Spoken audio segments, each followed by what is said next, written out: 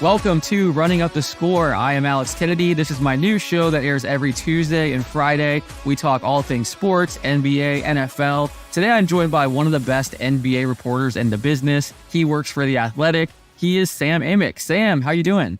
Alex Kennedy, what's up, man? Great to see you. Been a long time. We just had a little fun catching up off the air. I'm well. I'm telling neighbors and friends right now that I'm in that, like, my own training camp mode of, off season was nice. Then we hit this stretch where I was definitely ready to get back to work. It was way too quiet around the house. And now about a week in, it's like, all right, I don't have my legs underneath me. Like, had a game last night, Warriors, Kings. As you know, I live near Sacramento. Kings, Jazz tonight. Tomorrow, I didn't mention this part off air. Tomorrow, it's like, I didn't really want to do a back-to-back-to-back this early, but when Wemby's coming to town and he's in San Francisco tomorrow, I probably got to make that drive. So we're back at it, man. It's busy, but it's fun. Yeah, there's only so much analysis and talking about, off-season moves that can kind of happen. Right. And then eventually you just have to have games that you can react to and break down. So always good when the games start back up. And the NBA season is right around the corner. So very exciting times. Let's start with Wemby, since you brought him up. I want to talk about this rookie class and just the hype around Victor Wembanyama. It feels totally deserved. You talk to people in his camp, and I know Tim Martin, who's been training him for years, talks about not only is he this freak athlete with crazy length and can kind of do everything, but talks about just his work ethic and his high basketball IQ. It seems like he kind of checks every single box, and he's an NBA executive's dream. What are your thoughts on Wemby and then this rookie class as a whole? No, he's going to be a lot of fun. We're already seeing that. The class itself is going to be, I think, fantastic. On my pod earlier today, actually, Alex, we were breaking down the rookie class, and one of the guys, I think it was Fred Katz, brought up the comparison to the, why am I blanking now? Ben Simmons and Donovan Mitchell rookie of the year race. Meaning, you got Chet Holmgren because of the injury, now being part of this group. And we saw when they faced off recently that was going to be a ton of fun. And Chet seems to have a little bit of edge where, he's trying to be that guy to show that, everybody talking about Wemby, what about me? And then he's been really nice in the preseason. And then with Victor, if you go back to July, Summer League in Vegas, it never gets old getting reminded that, hey, guess what? Summer League doesn't actually matter all that much. And that one debut that looks so disastrous, is now pretty much a forgotten memory, because you see who he can be, and every clip is going viral. And obviously that dunk that had Thomas Bryant, looking extremely confused and impressed. Last night he's having the nutmeg, which for a 7'4" dude is incredible. So with Scoot Henderson in that mix, with, the Thompson brothers, I think the rookie class in general is going to be great. I'm curious, how many legitimate contenders do you think there are this year? Because it seems like there's a ton of parity. Obviously, the Nuggets are bringing back most of their core, and I'm a big fan of chemistry, continuity. I think it's one of the most undervalued things in sports. Sure, I agree. Excited about, the splashy moves and, who wins the offseason. But a team like the Nuggets that has had so much experience together, that's going to be huge when it comes time, to compete for a championship. And they're just so loaded. So a team like Denver, obviously, I think they're one of the favorites, if not the favorite. But I was on a podcast yesterday, and we talked about just the Western Conference and how many teams out West are legitimate contenders. And I think you can make the argument for 5, 6, 7 teams. Now, there's obviously tiers, and some of it, depends on health and things like that. But when you look at the NBA as a whole, how many contenders would you say there are? I mean, it depends on where we want to draw the line. If you want the framing to be that I would be shocked and put a lot of money on, shocked if a certain team wasn't a contender and put a lot of money on the fact that they're definitely going to be in it and have a pretty short list, then, it's funny, right as I say Milwaukee and Boston, Alex, they have Giannis in Milwaukee. That's going to happen. But we see time and again when a high-profile player like Damian Lillard, joins a new team, it doesn't always work right away. But Milwaukee, Boston, legit. Philly is a mess, obviously, with the James Harden stuff, so I'm going to take them out of the mix right now. Cleveland's going to be dangerous, but to me, that's a second tier.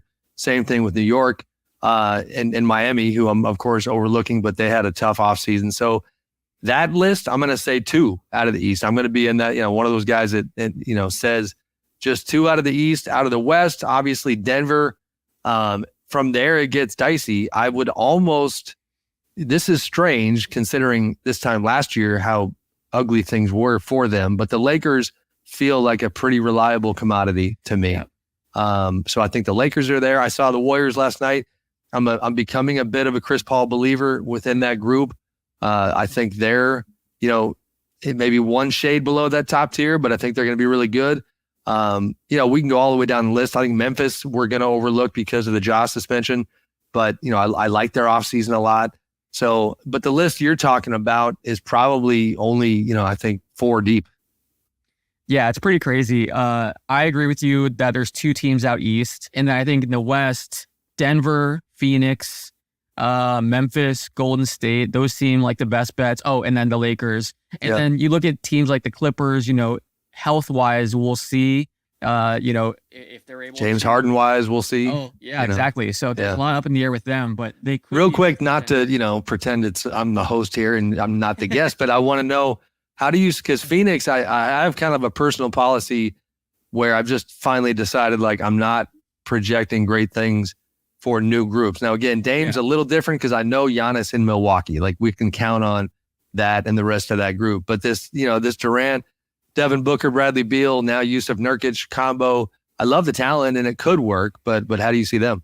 I have a lot of questions. And like I mentioned, I think we both agree on the chemistry continuity thing. So there's some fear there. And it's a lot of guys that, are primary ball handlers, need the ball in their hands. Now, I think obviously Bradley Beal as a third option is scary. He's going to, draw some great defensive matchups and there's going to be nights when they go off. I'm more worried about them defensively. Even like the Yusuf Nurkic trade, I was kind of surprised by it just because everyone's saying, oh, well, what you're going to get from him. He's going to hustle. And there were obviously questions about DeAndre Ayton's motor. I think offensively, he provides more spacing and shooting, which we've seen in Portland. But he's also, a guy that has missed time with injury. He's older. There were people talking about him as one of the worst contracts in the league at one point. So I do have questions about Nurkic and kind of his fit there. I understand that they had some concerns about Ayton and maybe that relationship wasn't, they couldn't repair the relationship. Basically, it wasn't able to be salvaged. So they had to find the next best option. But when you look at Phoenix's lack of depth and just their defensive issues, I don't know. I think on paper, they're loaded, obviously, and they have the potential. I put them in that contender list because their ceiling is top team in the West, contender. But there are a lot of question marks, guys that could potentially miss time, guys that maybe on paper they look great, but don't fit together perfectly. So I'm curious to see how it works out. Even there's the question, okay, who's going to play point guard? Is it Devin Booker, Bradley Beal? I'd imagine it's going to be Devin Booker most of the time. We've seen Point Book and he's looked good in that role at times. But yeah, it's not a sure thing. I would say that. And I think it's going to be tough for them to go out and make other moves to kind of, surround that core with a great supporting cast just because they have gone so much, all in kind of on this unit. What are your thoughts on Phoenix? Yeah, I could see it working. I actually, we were talking coach of the year earlier today and I threw Frank Vogel out there. I was like, listen, if that works, I could see Frank getting a lot of credit. I think he's in a good place, with, so much accomplished, title with the Lakers. He's not necessarily known as a guy. Did I lose you, Alex? Oh, no, sorry. I just put you. Oh, no worries. For a second. Sorry. I'm a StreamYard rookie here. StreamYard trickery. I didn't know. Yeah, I was so confused. Lost your face for a minute. I could see it working. I like Frank. I like his staff and their ability to connect with high-level players. And I actually think there's a little bit less silliness. That's maybe a weird word to put on it, but with this Sun situation than there was with the Lakers. I mean, for him to have to navigate Russell Westbrook and LeBron James, Anthony Davis, all that was pretty challenging. Kevin Durant, at this point in his career, is a, clock in, clock out. I just want to go be one of the best players on the planet type guy. I think his vibe with Devin is good. So in general, I could see it working. The Nurkic addition, I'm with you. It's weird to me. You don't often see a team that sees a certain type of player so much differently than most of the league in terms of the degree to which they targeted him and identified him as somebody whose skill set was going to work so much better with that group than Ayton's. I think most folks weren't seeing that. We'll see how it pans out. Kevin in general, I guess to tie a bow on my point, I think the basketball world again is kind of overlooking Kevin Durant. I could see him, especially with these new rules and the incentives to play 65 games. And, the more Kevin Durant, they're better. And if he's healthy, they're going to find that a way to make that work. He's going to be good, I think. Yeah, I also think, this is a different conversation, but I'll touch on it briefly. I think that they devalued their own asset a little bit with DeAndre Ayton. When he's going through, not only do you not extend him, which I believe he was the only number 1 overall pick since like Anthony Bennett to not get extended. After going to the NBA Finals with him, he could have basically said, look, I'm going to put up crazy stats and put myself for the team. But I think he did kind of take a back seat and sacrificed a little bit for the good of the team. And then you don't reward him with an extension. So I understand some frustration there from Ayton in his camp. But then during the whole restricted free agency process, there were those reports that the Suns feel like they can replace his production very easily with, cheaper players and some of the things like that. So then you turn around and try to trade him. And it's like, yeah, of course he doesn't have, as much value as maybe you would like because you've been putting out these other, I'm not saying, specifically who it was with the Suns because it's always anonymous and stuff like that. But there were reports that they felt like they could replace his production. They were concerned about his motor and, well, they're also, and correct me if you disagree, but like there was this constant stream of like, he's not working, he's not a good fit, all the stuff you're hinting at, but there wasn't like one moment where you said, oh, remember the time that he got into it with this guy in the locker room like that. Those details that maybe stuff like that did happen, we didn't really learn them. And really it was kind of just almost a passive aggressive handling of kind of his reputation and his name. And I never admittedly completely understood why, that fit wasn't better, even among his teammates. When they were going to the finals, guys were certainly rocking with him and saying incredible things about him. And he was producing and was a big part of what they did. He had that moment with Monty in the playoffs that's the kind of stuff that happens in basketball. So I'm with you a bit. I think, the handling of that was a little strange. Yeah, there's definitely things that happen behind the scenes, I think, that we don't know about. And I'm sure that factored in. But just some of those reports and, source things that were kind of coming out, I think that kind of devalued the asset a little bit. And so I'm happy for him, though. I think he gets a, change of scenery. He'll be able to, get the ball in his hands more in Portland and kind of make the most of that opportunity. So moving on from the Suns, I want to ask you about this James Harden situation. You had a great article about, what's kind of going on in these trade talks and how Terrence Mann has been, completely untouchable so far. Give us an update on the Harden trade saga and how do you see this coming to an end? Because we've seen Morey's willing to kind of dig his feet in and wait this out. We saw with Ben Simmons. So if there's anyone that's going to wait, up to the trade deadline, I would say it's probably him. And other teams know that, he obviously has that leverage too. Like, look, I've done it before. I'll do it again. How do you think this ends? Yeah, it's crazy that, to me, the word I keep going back to is uncomfortable. But the thing is that with James and Daryl both, if you went around the entire NBA and had a power rankings of which people and just humans are, most well-versed in uncomfortable situations, like James and Daryl are probably 1 and 2 in no particular order. James and the way that he handled his exit in Houston and then Brooklyn and then now in Philly, Daryl, like you mentioned with the Ben Simmons stuff. And I've told this story before, but the irony always makes me laugh a little bit. The idea that when Daryl was trying to pry James Harden out of Brooklyn, that in those negotiations, one of his, perceived leverage points, I guess, was the idea that he could tell the Nets officials, listen, trust me, I know what I'm talking about. You do not want to deal with an unhappy James Harden. Just go ahead and give him to me. Like that was kind of the idea. And then, of course, lo and behold, here we are. And he's, kind of eating his own words a bit and having to get reminded how this looks. I don't know how it's going to end. To your question on the trade talks, like I reported yesterday, Terrence Mann is the number one holdup, but to qualify that, like within that one particular framework. So an unprotected first, pick swap, matching salaries, and Terrence Mann, that is the deal that would get it over the finish line. They would have a trade. The Clippers do not, in that construct, want to include Terrence Mann. Like now, if the Sixers, gave back some of that draft capital, then I do believe that Terrence Mann would be on the table. it's funny. I also told people yesterday, we don't pick sides. We try to just report, but you have opinions all along the way. I have to admit, in terms of a player of James Harden's magnitude and what he brings when he's healthy, when he's focused, that construct that I just kind of laid out to me is not any sort of exceptional return on value for a guy like James Harden. So I am admittedly surprised that the Clippers are letting that be the obstacle, but they're negotiating against themselves. To this point, the market has not, attracted any other suitors. I think Philly, and this plan is getting blown up in real time right now. Philly had certainly hoped that James would understand that the more he showed up to work and the better he played as the season went on, the greater the possibility that another team would get involved. And that ultimately would give them more leverage so they could get him to the Clippers. I mean, that's, I think, the way they would portray it to him, because they're trying to keep his faith that they are trying to get him where he wants to go.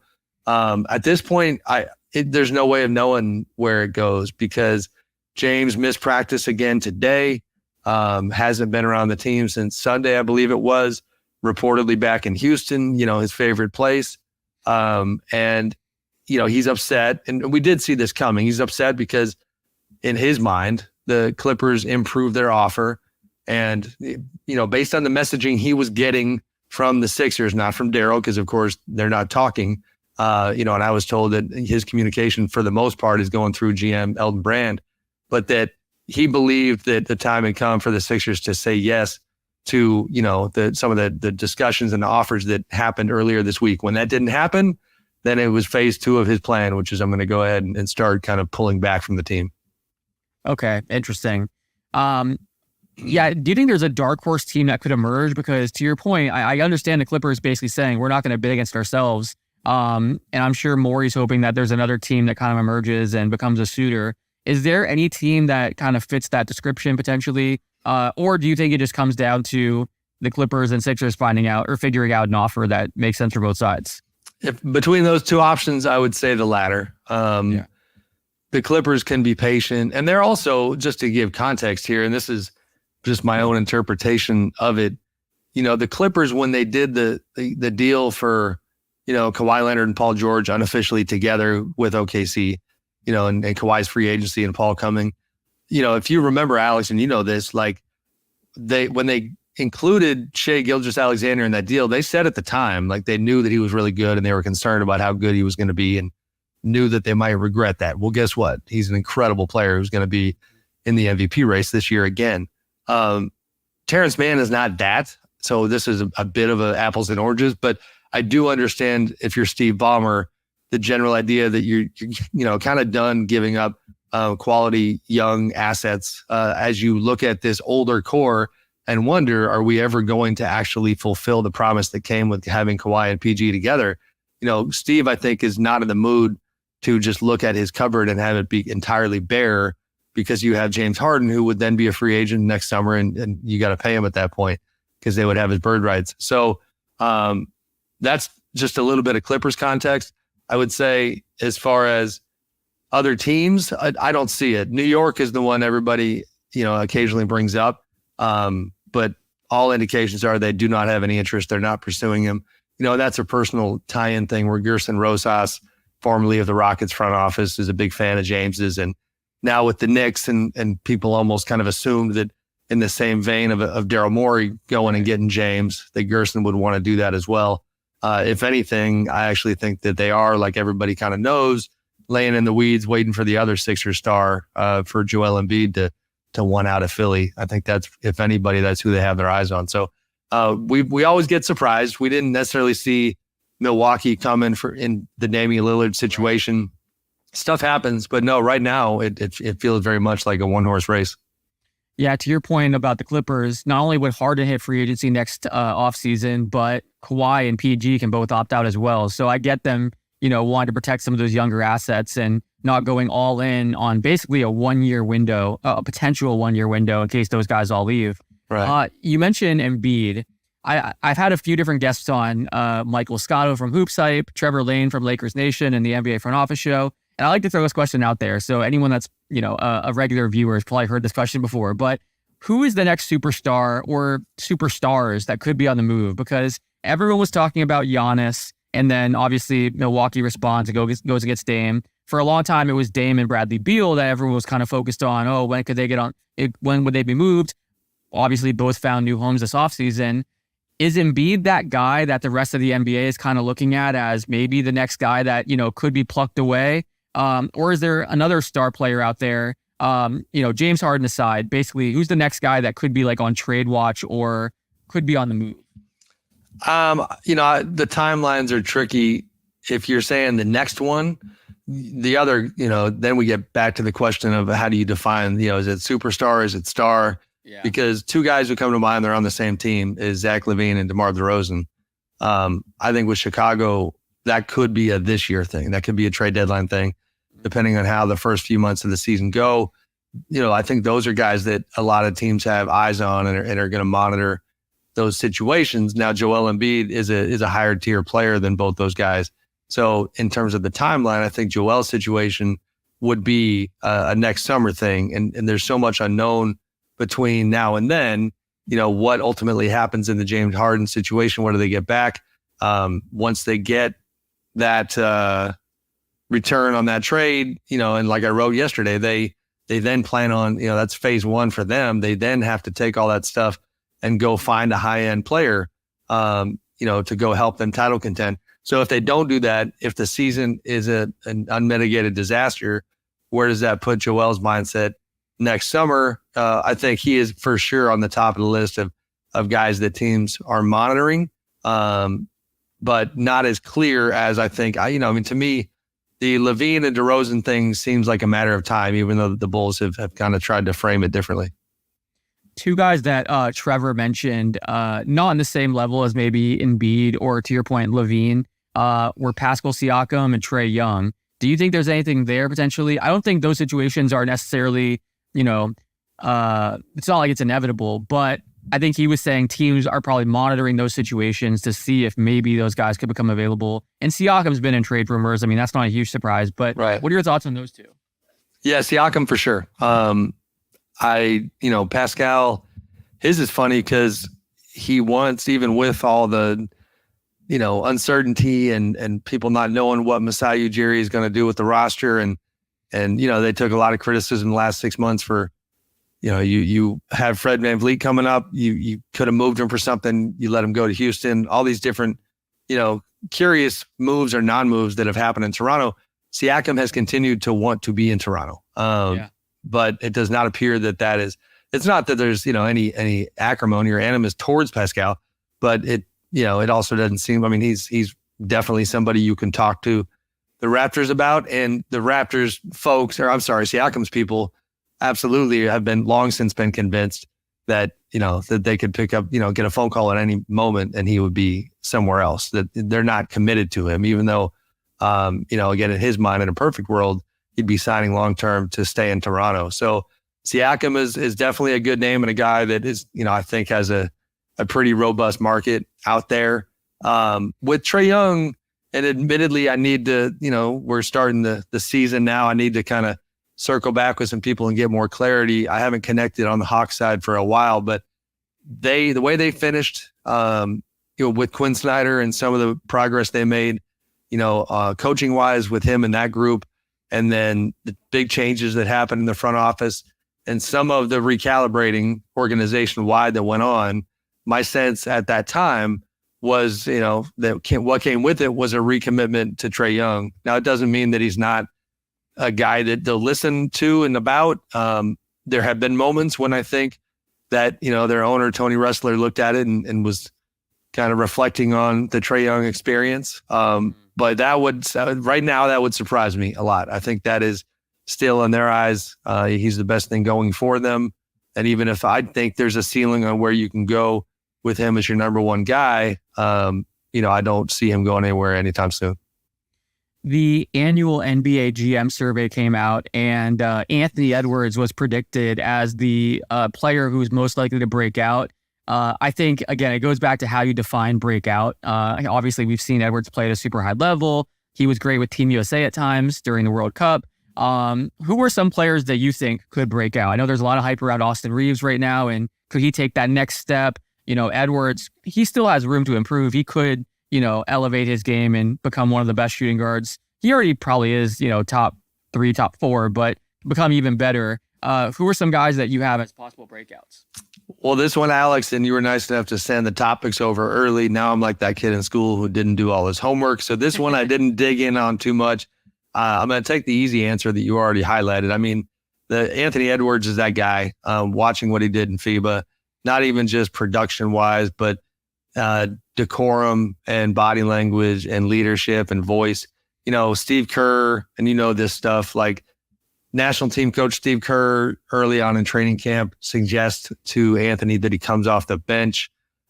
He kind of famously had, the way Steve had put it to him was that, I think it was D Wade that he brought up that on Team USA back in the day, that D Wade came off the bench when they had Kobe in that spot.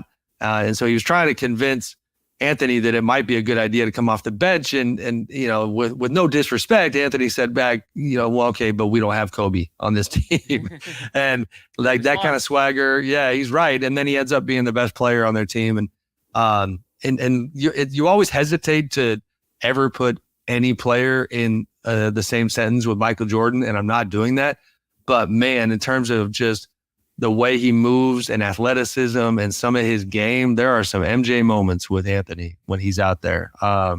Again, not putting them in the same stratosphere, but Anthony, I think he's going to be GOAT. Sammy said it. Clip it, aggregators. No, it's more like I saw, and this is the power of social media. I mean, there were some videos where people clipped, just turnaround jumpers side by side with Anthony and MJ, and it's a little bit like Kobe studied MJ. I don't know to what degree Anthony studied Michael. Maybe it's him studying Kobe, and that means he looks like MJ. But he's a hell of a player, and I think it's such a fascinating year for him because you're not the new kid on the block anymore.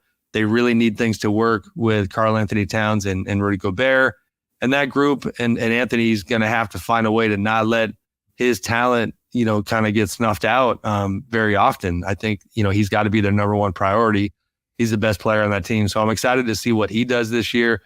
You mentioned Austin. I'm being very on brand with this because I'm the guy who lives near Sacramento, but there's a lot of excitement in this part of the country about Keegan Murray playing really well. I talked to him a bit last night.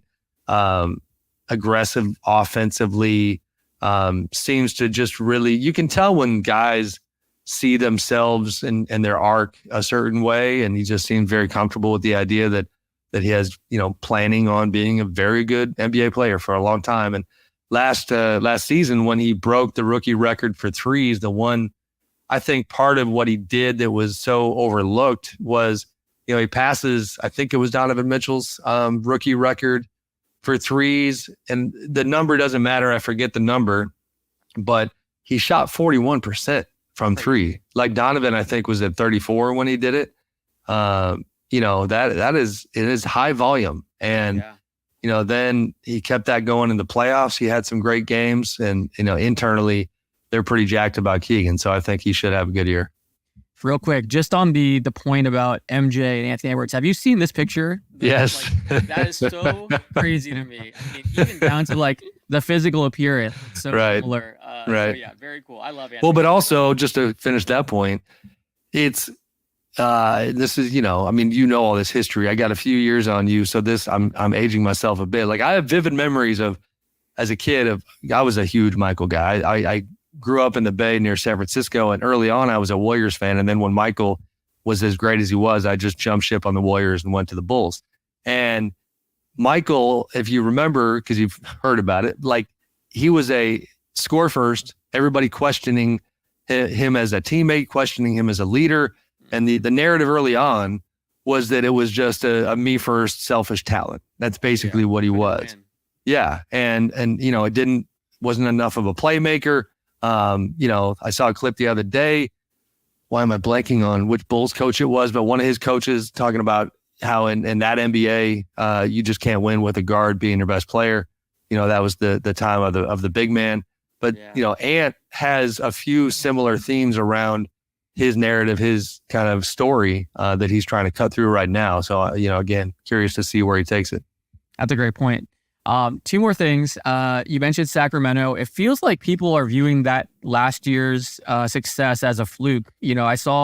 I think John Hollinger had them at 39 wins this year, and I think Kings fans were freaking out about that. But even the over-under, I think for them is like 44 wins. So obviously the Western Conference has a lot of talented teams in it, but they brought back the same core. To your point, they have a lot of young players, so internal development is absolutely possible from a guy like Keegan. The chemistry should be better than we saw last year. I don't know. I still think this team could be very good and, possibly go on a deep playoff run, get a high seed in the West. What are your thoughts on this Kings team? And do you think maybe they're being overlooked a little bit?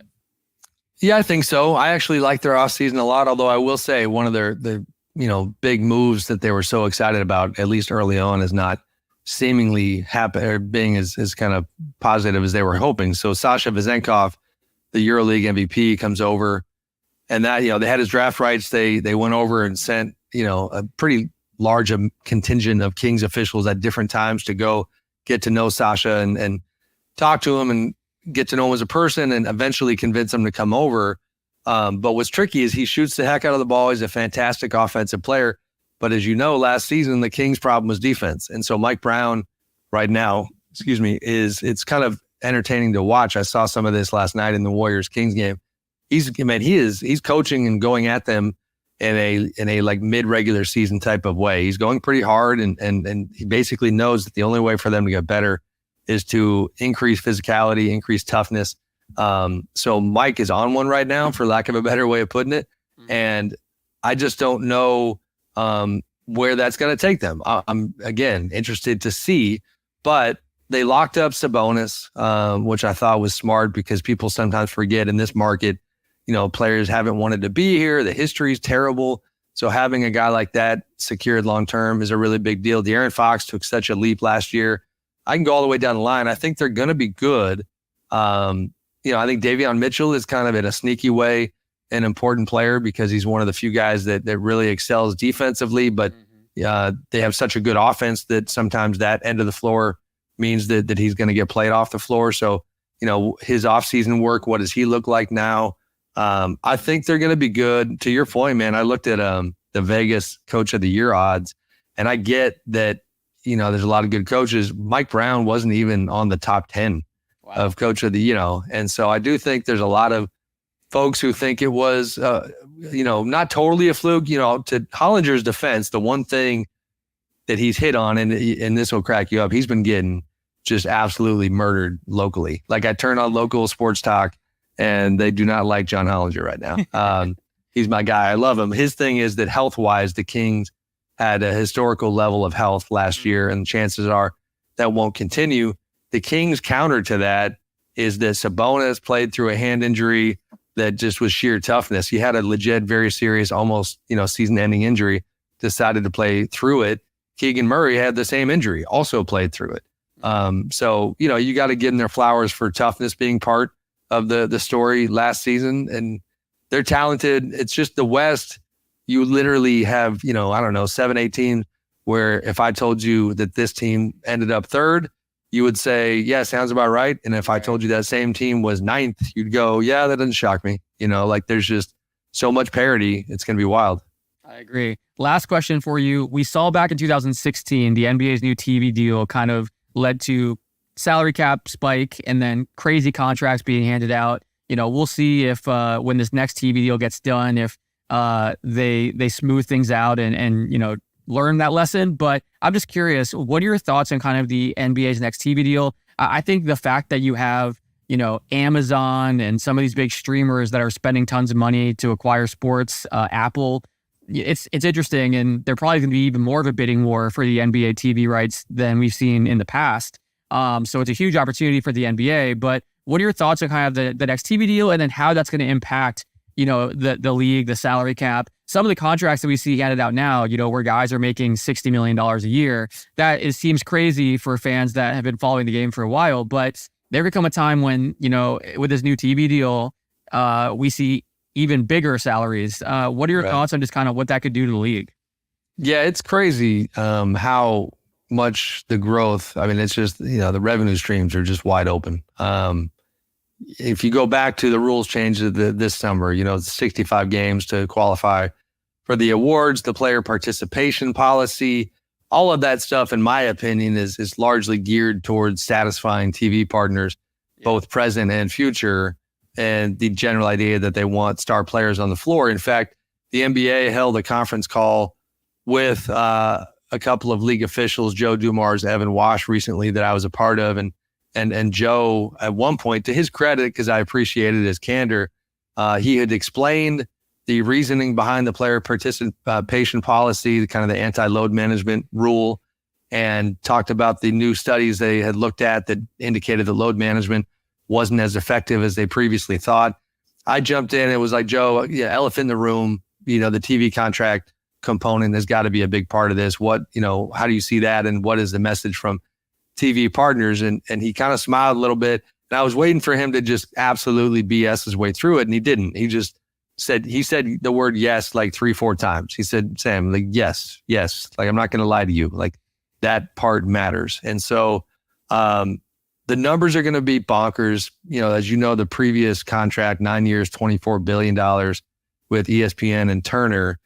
And this one's going to blow that one out of the water. You already hit on the major principals, Apple, Amazon, the incumbents as well. Right now, everybody's going to be fighting for it. If I had to handicap it, you hear a lot about the package, so to speak, getting split up between a few places, even more so than it is now. So, we'll see what happens in the boardroom, but the NBA's absolutely flush with cash. I mean, it's down the line a ways, but to your point, the idea of $100 million a year player, at some point that's probably going to happen.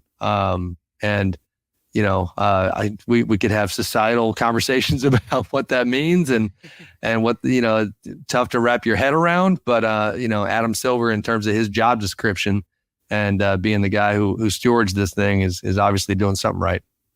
Yeah, absolutely. Well said. Well, I appreciate you joining me. It's always fun to pick your brain and talk NBA. Thank you for your time. And can you tell everyone where they can find the rest of your work? Appreciate you, Alex. Over at The Athletic, trying to do our thing, always having fun doing it on social media, on Twitter or X, whatever we're calling it these days, at Sam_AMICK, doing a little bit of IG too. I think that one is at SR Amick. So look forward to the season. Come along with us. Thanks, brother.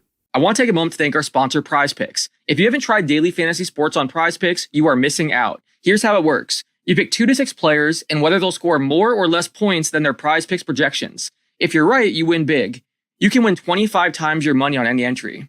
At Prize Picks, you aren't competing against other people. It's just you versus the projections. Prize Picks offers projections on virtually every sport: NFL, NBA, MLB, NHL, PGA, college football, college basketball, soccer, WNBA, esports, NASCAR, tennis, MMA, and more. You can mix and match players from different sports, so you could have LeBron James and Patrick Mahomes in the same lineup, for example. If you download Prize Picks today and use the promo code RUNNING, they'll double your deposit up to $100. That's the promo code RUNNING, and they'll double your deposit up to $100. It takes 30 seconds or less to build a lineup. To show you how easy it is, I'm going to build a lineup right now. All right, so we go over to Prize Picks. Right now, they have a special where if Steph Curry has more than 0.5 points in their opening game against the Suns, then you win. So let's go Steph Curry more than 0.5 points. And then let's go to NFL receiving yards. Tyreek Hill has just been so dominant lately. I'm going to go with Tyreek Hill more than, where is he? 98.5 receiving yards. Let's hit more. Let's do a $5 entry, place entry. And just like that, we are good to go.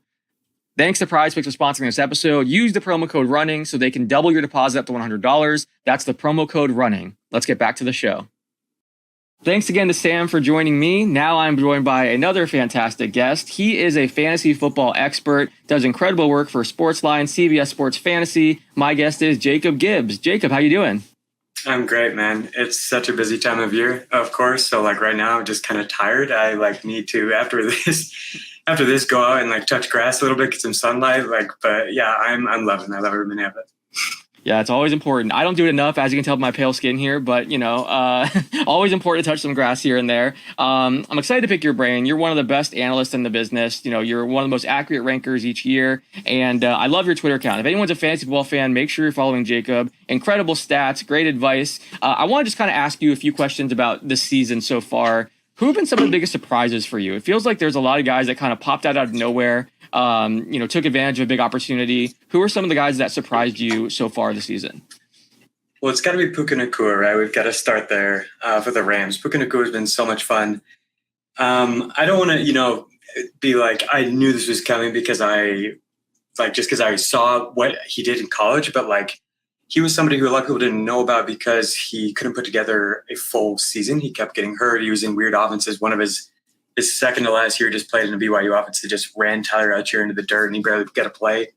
But like on a per route basis, Nacua has been one of the most productive collegiate receivers we've seen in like 5 or 10 years. And so it's just fun. Sometimes that stuff's not predictive, especially in college. You get really random stuff with quarterback play, coaching, all kinds of different levels of play. But occasionally you're like, this is interesting. Like, what's this? And then he falls to the Rams and it's like, this seems like a perfect fit. Like he could maybe be the Robert Woods flanker type and just like really ball out. And then Kupp gets hurt and it's like, wow, I think he might be like, this might actually be a thing. And then he comes out week 1 and is just like setting records. Like I think he's been the funnest surprise so far. He's like winning people leagues right now. Devon Achane, Raheem Mostert, what's going on in Miami? Like, breaking every single statistical model that we have, like regression, things like that we like to talk about so much in fantasy. Just forget about it, throw it out the window. How about Nico Collins in Houston? Absolutely balling out. CJ Stroud looks so good, and he's got such a fun young group of receivers. I just had Matt Harmon of Reception Perception, Yahoo Fantasy on, and he's like, these guys are legit. Yeah, Matt's so good. If you don't follow Matt, you definitely need to. These guys are legit. Matt goes through and grades every single receivers' routes and looks at their individual matchups, seeing if they're winning versus press coverage, man coverage, stuff like that. And everything points towards Nico being absolutely legit. He's second or third in the league in yards per out run, just absolutely balling out. So yeah, it's been kind of a frustrating start with some injuries and stuff. That's always part of fantasy, but there have been some legitimate fun underlying storylines that have popped up. For sure. I give credit to you, Matt, for kind of putting me on to Nico. Tank Dell was another one. Yes. Puka. There were a lot of those guys that I think by doing Dynasty, that's helped me a lot to kind of identify who these rookies are. And then, it feels like every time I go to a redraft league, especially a home league draft, people just aren't as familiar with these rookies, and you can get some steals late in drafts. Let's talk about this rookie wide receiver class, because it's been insane. I mean, you mentioned Puka, Jordan Addison, JSN, Zay Flowers, Josh Downs, Tank Dell, Marvin Mims, even though he should be playing way more, Rashee Rice, Michael Wilson. Even if Jaden Reed, I'm a Buck fan. Trey Palmer obviously isn't in the tier of those guys, but he's a late sleeper. It seems like not only they're studs, there's a lot of depth too. It's a really nice class. Alex, you are truly a sicko. I'm welcoming you in, join us. I think of you as an NBA guy, but then you're having talking about Trey Palmer and Jaden Reed. I love it. Well, that means yeah, we've had so many amazing receiver classes back to back to back, and then this year seemed like the one that was going to drop off. And relatively speaking, it has. But at the same time, we haven't even had a true breakout from any of the top 3 receivers, and still we're isn't this rookie receiver class so cool? And it's just wow, we are really spoiled. I think this week might be the week we finally see JSN pop off. It's been really quiet for Jackson Smith and Jigba, but from a prospect profile standpoint, he's about as exciting as it gets. He's close to Garrett Wilson and those guys we've had recently, and he hasn't done much. But if I think within context that makes sense. The Seahawks lost both their tackles right off the bat. They're starting offensive tackles, and so they've gone to a lot more 2 tight end sets. We saw in the first week coming out of the bye that they drastically changed that. They ran 3 receiver sets at the highest rate we've seen all year. And so this week they get a matchup against Arizona that really presents well. The Cardinals blitz the lowest rate in the entire league, and so it's maybe we won't need these extra tight end blockers. Maybe we get JSN running a little bit. Mm-hmm. His average depth of target's been rising each week, so I'm pretty optimistic, cautiously optimistic that we might finally see him get going. Quentin Johnson, I don't know about that as much. It's been rough out there. Yeah, he's just so raw. I know people are excited about what he can become if he develops, but, everyone got so pumped when Mike Williams went down, but Josh Palmer seems like he kind of stepped into that role. I just think he's probably a year or two away from being ready to contribute the way people want him to. But yeah, he's also in that class and could eventually become, a significant contributor. I want to ask you, the running back position just feels so frustrating. If you were able to go get a Raheem Mostert or a Travis Etienne or one of these guys that, probably fell a little bit later than they should have, you're obviously feeling very happy right now. But a lot of the early running backs have struggled. I'm curious, do you think we're going to see more people, kind of pivot to that zero RB, hero RB strategy going forward, just because you can find so many playable running backs basically later in the season? You could have started, Kyron Williams and Raheem Mostert and you're set until the injury. But do you think we're going to see more of that in the future? I think so. I think just given the way that this season has played out so far, that makes sense. And just, I feel like the momentum has kind of been swinging that way for a while. People are getting frustrated with the fragility of the running back position. There's been a lot of great work done on that topic. Sean Siegel, who does Stealing Bananas with Ben Gretsch, definitely look into both those guys. If you aren't familiar with their work, they're incredible. I really love their podcast as well. So yeah, I think you're right on, the bleeding edge again here, Alex. I think absolutely that's the direction that we're moving in. It's been a tough year for running backs. I want to talk more about receivers.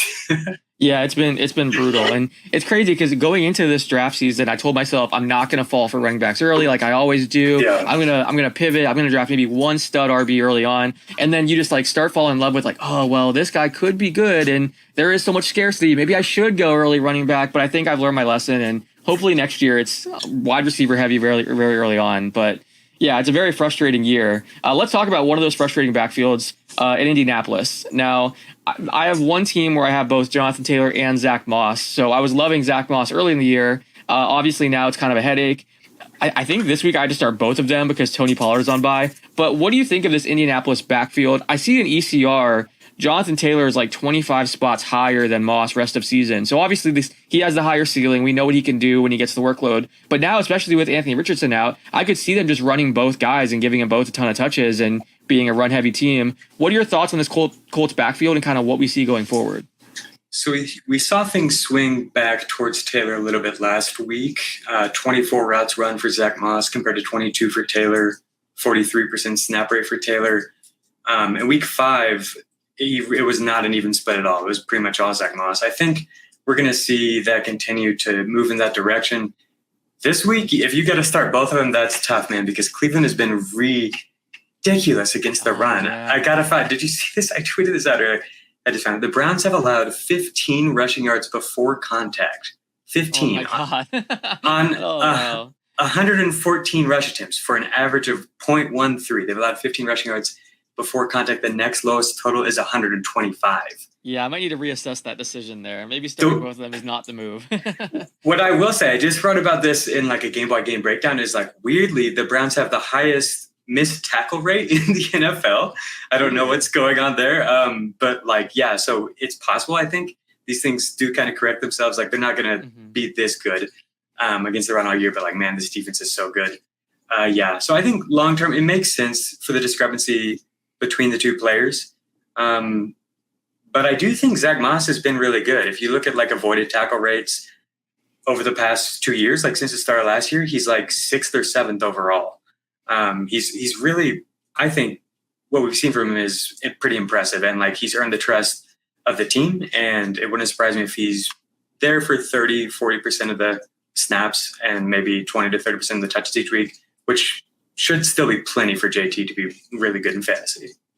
Yeah, I hope that's the case. I know some people are factoring in a potential trade too with that ranking. There's been talk that since they just, committed to JT, maybe they look to get something back for Zach Moss with how well he's playing. But I think the AR injury, they're probably just going to keep both of them and split the workload. But yeah, I hope it's more JT going forward. I'm curious, who are some of your buy lows right now? Guys that maybe haven't been playing that well that you can go, basically steal from another manager that could turn things around the second half of the season? That's a good question. So I'm curious what you think about Jahmyr Gibbs. I think Jahmyr Gibbs is somebody that you could, if you believe in the talent, I think people are this is the lowest his perceived value is going to be. That's fair. All year. It feels like people are so frustrated with him. And it's just we see time and time again that we we don't have a complete picture of what a player is or what his role might be in an offense in week 5 or 6 or 7. And that's really what we've seen from him. And so often late in the year, we see these rookies break out in ways that we couldn't have maybe expected or, predicted based off what we saw early in the year. So under that assumption, like maybe Gibbs, maybe Jason, who we talked about for Seattle, people are dropping him. Yeah. I think rookies, as a general answer, is a good place to start. And there's a lot of candidates there. I've talked a lot about Rashee Rice for the Kansas City Chiefs. Hasn't had a full breakout yet. Depending on how plugged in you are to fantasy Twitter, you and your league, if you're playing with Alex, he knows all about Rashee Rice. But a lot of people don't yet, and a lot of people, even maybe if they do know about his per route data being so good, they're like, well, Kansas City receivers, I've seen it before with Kadarius Toney. But it's like he's a different type of player. And he succeeded as a big slot in college when he was in that role. I think that's the role they drafted him to play, to kind of be the Juju replacement, and they're integrating him into the offense more and more. And when he's on the field, Patrick Mahomes is looking to him a lot. He leads the Chiefs in red zone targets, like raw targets, not per route, anything. Like he's just somebody that has the trust of Patrick Mahomes, it seems like. And I think that's important. He's pretty talented. He's like clearly the most explosive player when he's out there. I don't have anyone else that just like jumps to mind right away. If you believe in Calvin Ridley, you could go after him, because talk about somebody whose value's at an all-time low in terms of perceived value. There's people on Twitter who are they just respond to me and they're like, he's bad. He's just bad. And it's like, I don't think he's bad at football. We've seen him be very good, like at times this year even, I think it's pretty clear what's happening here is that he's struggled a lot against press coverage. And he's faced some of the toughest press corners in the NFL, and he's predictably struggled in those matchups. The Saints, he just faced. The Saints have like the second highest slot target rate. People don't target outside receivers against the Saints, and it's the same way against Atlanta. And that's basically all that Calvin Ridley is doing, is running those outside big boy routes. Listen to Matt Harmon and Nate Tice. They just talked on Reception Perception podcast. They're not worried about what we've seen from Ridley. They think Ridley has really elevated the offense as a whole in Jacksonville, and the drops and stuff like that have been frustrating, but will work themselves out, and the offense is going to work itself out. That's kind of where I'm at with Ridley. Is like we've seen the worst, and there are going to be a lot better games. There's going to be ups and downs, but like there's a lot of upside available to him in his role. So like if you go get him. He kind of reminds me of Drake London after the first couple of weeks, where it's like, this is the absolute worst it could be. Like, we still believe he's a good player, right? I think there are going to be better days. Yeah, I think those are the guys to target. Look for those managers that are going to be frustrated and emotional. As someone that drafted Gibbs in like the 3rd round in the league, getting so hyped up, like, well, he's always going to be on the field. They're going to put him at receiver. He's going to get all his touches. Like, if you believe in Gibbs in the second half and think his role is going to expand, chances are the manager's ready to give up on him just because of the injuries and the lack of usage. And then, Ridley, there's no better time than right now to buy, because after last night, very frustrated. I'm sure a lot of managers are. I think those were good answers. Marvin Mims strikes me as an interesting one, but I just don't know if he's going to play. What are they doing out there? I was so excited whenever Sean Payton, trades up to go get him when they didn't really need a receiver. And then everything happens with Tim Patrick and KJ Hamler, and it seems, okay, he's set for a breakout. He looks great in the first couple of weeks of the season. He's just a really risky one, I guess. But do you think we'll see more of Marvin Mims going forward, or that whole Broncos situation is just such a mess? Yeah, I certainly would love to see more of Marvin Mims, but I will say that we've kind of seen this from Marvin Mims before at the collegiate level. So his first year at Oklahoma, he comes out of nowhere and is just absolutely insanely good on a per route basis. One of the most efficient yard per route run rate outputs we've ever seen. I'm looking for a stat, because I have a specific stat that's just absolutely insane. He led Oklahoma in receiving yards and touchdowns as an 18-year-old, and he ran around on 35% of the dropbacks, and he led the team in receiving. But so this is just kind of who he is, maybe. I think possibly, at least this year, maybe. So he ended up getting more playing time later in his collegiate career, and we saw his efficiency drop, but it had to. But sure. It also kind of normalized a little bit by the end, where it wasn't even, he didn't look like some complete standout prospect. So a lot of the stuff we hear from Marvin Mims people is citing career rates, career per route data and stuff like that.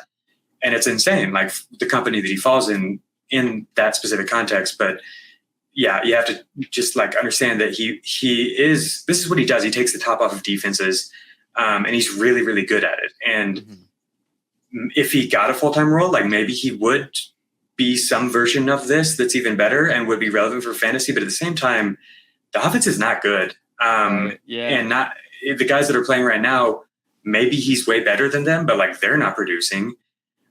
So yeah, I think I like Mims as like a dynasty hold. He was somebody who I was really intrigued by all of the data surrounding his collegiate profile coming into the league. But I do think it's important to not like completely just jump the boat on this, because like we saw last year, we've seen Rashid Shaheed like in New Orleans produce absolute insane efficiency, like in a similar system. Like I don't know. I don't want to. Yeah, I think Marvin Mims could be really good, and he is really exciting. But like, yeah, it's just important to contextualize all of the stats that we see, because it's like, oh, he's historically good. Like, why isn't he playing? Those are great stats. I didn't realize that happened in college as well. That actually makes things pretty interesting, and that changes my opinion a little bit. I'm curious, who are some sell highs, guys that maybe are producing, at this crazy level, and you can go maybe move them off for someone that's a higher upside guy going forward. Is there anyone that comes to mind that you would maybe be selling high right now? DJ Moore would have been the answer before Justin Fields got hurt, but I don't know. Adam Thielen pops into my head. Do you think that's sustainable for him, or is that? What do you think about Adam Thielen, and is he potentially? I guess I would worry about somebody like Thielen getting hurt, maybe, or like that's something that's been an issue for him in the past, and he's only getting older. But in terms of like week to week right now, I think he's probably it's pretty sustainable. His underlying volume rates are up there with like the best receivers in fantasy, and so like that's the reason that he's producing that way. Especially if you're in a full PPR format, like he's just getting ridiculous target volume every single week, and there's no one there to challenge him for that volume. Like Jonathan Mingo is a talented player, an exciting young player, but he's very raw, and he had one of the worst statistical profiles in college of any like basically the worst of any receiver ever evaluated. Wow. He just was never targeted. He never led his team in receiving. And like DJ Chark seems like he's dust at this point. Like he's really not shown anything. Like Terrace Marshall, like who's going to take targets, like, so as long as he's healthy, like I think that this is just what they have. And Bryce Young has like proven to be like pretty competent. He needs a good offense around him to really like shine his best attributes, but like he can find Thielen open over and over and over. And like, it's a lot of stuff it's a lot of routes that defenses are content to give them, because it's not really posing much of a threat. I think defenses are fine with Carolina slowly, methodically moving down the field with a lot of Adam Thielen and Chuba Hubbard, So like in this setup, I think it's probably just going to keep being the same thing for Thielen. I think that you could potentially sell on like George Pickens. Now that Deontay Johnson is back, like I worry that he's just going to slide right back into the same role. And people know that, of course, but like when Deontay Johnson has been there, George Pickens has just not been very relevant for fantasy. He's had a couple of spike weeks, but over 50% of his routes are go routes, corner routes, or post routes. And players just don't get targeted on those routes. It's really just like makes it very, very difficult for him to produce for fantasy. And so if he loses the slants and things that they've been giving him, kind of the layup routes, if he loses those with Deontay back, then he could really bottom out for fantasy. So you could consider selling him. I have a question about one specific guy while you're kind of looking for some others. I think if you're a Raheem Mostert manager right now, you're looking at this crazy production. You look at his injury history, the fact that Jeff Wilson might be coming back from IR any week now, and the fact that, we've seen it's going to be a committee there. But then again, it's winning you probably a ton of games to this point. Is Mostert a sell high or is he a hold? You can sell him, but the opportunity cost there, like the FOMO I would have of moving on from Mostert. Like if we're talking about just season long leagues, Raheem Mostert is, if he's healthy, he is someone who can win you a week at any time where you're in a matchup where you shouldn't win, which can come up so huge to playoffs. Like he can just straight up win you a week with a 40-point week. And there just aren't very many players who have that type of upside available. So I get it. Hypothetically, this is the most valuable he'll probably be. and Achan looked incredible for sure. Like I think it makes sense, but just understand that like there's definitely risk. You might be kicking yourself. I don't know if anybody can stop this offense the way that they're rolling. It's crazy. Yeah. Honestly, like I'm having a hard time coming up with sells because things are kind of rough right now. Yeah, like, that's fair. There's a lot of offenses that are figuring things out. There's a lot of players who are dealing with injuries and stuff like that. Like Travis Etienne, just because he can't keep scoring all of the touchdowns, you know, like I guess you could sell him there, but I do like the setup there. And Tank Bigsby has been non-existent. Right. Maybe Kenneth Walker, like Zach Charbonnet has been very good. And I think Zach Charbonnet is the type of runner that Pete Carroll really likes. And, you know, I think there could come a time if Walker gets banged up or something like that, where Charbonnet steps in and plays well. And then it's like a split backfield, you know, whereas right now Walker's like getting ranked in the top 5 every week because he's been unbelievable. Kenneth Walker has taken one of the biggest steps from last year to this year of any player, I think. Like he's really shored up all of the inconsistencies and things that the team kind of got frustrated with him last year in short yardage situations, stuff like that. He's been much, much better. And so I don't think he's losing the role, barring an injury or something like that. But I do think Charbonnet is good enough to potentially like really cut into things if he gets an opportunity. Yeah, those are good answers. Last question for you. Anytime I have an NFL analyst on or someone that knows football really well, I have to ask my obligatory Bucks question. Is this team for real? I mean, people in Tampa right now are really excited, and obviously that Lions loss was frustrating, but I mean, people were talking about this being a bottom 3 team in the NFL. Yeah. You know, there was all the tank for Caleb or Drake May type stuff. And then, you know, granted, the schedule has been pretty easy, but what are your thoughts? I mean, the NFC South is just so bad. I feel like maybe they'll be a playoff team by default almost. This Falcons game is pretty big. What are your thoughts on the Bucks and what you've seen from them so far? Not only from a fantasy standpoint, but just in terms of, you know, is this team for real? Yeah, this Falcons game is huge. I'm really curious how Desmond Ridder will respond to the blitz and just the aggressiveness from Tampa Bay's defense. I think if you guys take this, then there's a very real chance that this is a playoff team. And like we laugh because we're surprised, but Baker Mayfield like has been one of the like most pleasant surprises of this season. He looks decisive. He like looks confident. I feel like he's just playing like, yeah, it feels good. And like, man, Mike Evans has really revitalized his career. Like he looks incredible.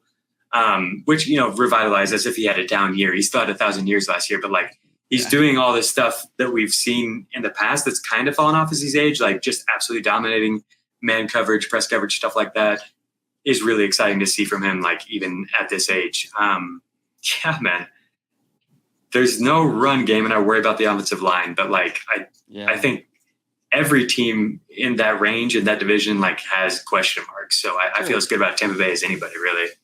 Yeah, the run game's the big question. I know people in Tampa are calling for a trade or some kind of addition. You know, that's where the Zach Moss rumors, people are hoping that will happen. But I don't know, man. I'm a Sean Tucker truther because I have him in Dynasty. And I, like, bought all the hype. Like, he would have been a higher pick if he didn't have the health concerns. So I came into the year hoping that he could eventually take over for Rashad White. But he just hasn't been playing. I'm not sure what he's showing in practice. It seems like they even have Keyshawn Vaughn ahead of him now, which is kind of crazy. But, yeah, I mean, this team is very fun. I'm happy for Baker. I've been so impressed with his decision making and just how elusive he's been. He's been able to get some 3rd and longs with his legs and, you know, keep plays going. And I think he was number 1 in the league when pressured. You know, he's been doing a great job even with people in his face. So I've been very impressed with Baker, and it's a fun team. I mean, last year's team was just so frustrating with Byron Leftwich's system, and you know, every week it was just impossible to even get a first down pretty much. So it's a lot more fun this year as a Bucs fan, but I had to ask. I appreciate you joining me, man. This has been a lot of fun. You know, it's always great to pick your brain. Where can people find more of your work? Yeah, so you can find my work on sportsline.com. I do some stuff for CBS Fantasy as well each week. Fantasy Football Today, I'm on there on Mondays, just breaking down everything that we learned from the previous week in the NFL. And then, I do lots of advice for fantasy players, for daily fantasy players. If you're into DraftKings, FanDuel, that kind of stuff, we've done really well, and you can find my rankings and all that as well on SportsLine. As I said, one of the most accurate rankers, does a fantastic job. And if you guys aren't following him on Twitter, you got to change that, or X, whatever you want to call it. His handle's right there, JA Gibbs _23. Great stats, great analytics. You're going to learn so much just from following him. So be sure to check that out. And if you guys want to listen to more episodes of Running Up the Score, be sure to subscribe wherever you're listening. You can watch on Twitter. You can watch on YouTube. You can listen on Spotify, Apple Podcasts. We have some big guests coming up. Paolo Banchero's coming on. Some other players will be on in the near future. So that's a fun one. I'm excited about that. So be sure to subscribe so you don't miss any future episodes. And thank you to Prize Picks for sponsoring this episode. Until next time, thanks for watching.